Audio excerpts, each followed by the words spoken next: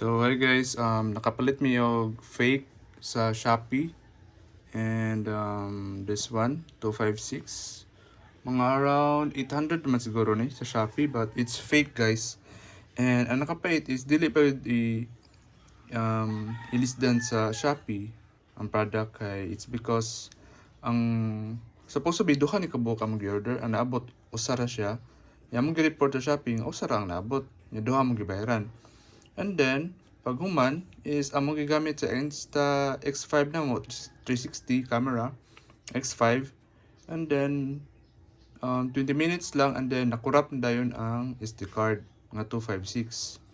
And then, karon ipalit ko sa colors Ayala. This one, ang Team Ilhan sa original, kani siya wa may problema ni. This one is corrupt, bisag himuon nimo og save og files, mao ra gihapon ang problem. Problema ni is wala siya code, same aning original. Ang original is naagid siya ingna niyo.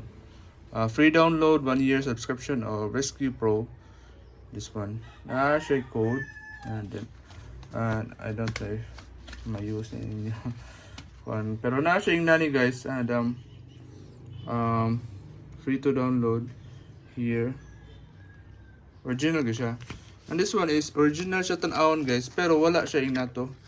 Bisag imo pa ni siyang ablihan iyang cartoon wala. And then dili na ni i-approve og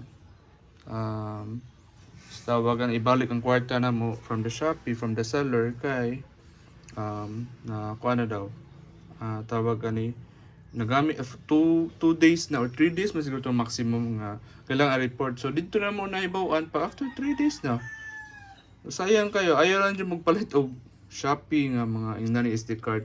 Mayo ato mo sa kanang mga Macy's or sa panada kani ang Henry's nga mga namaligyo o mga sports camera or mga 360 cameras with legit scan disk or memory micro SD. That's all.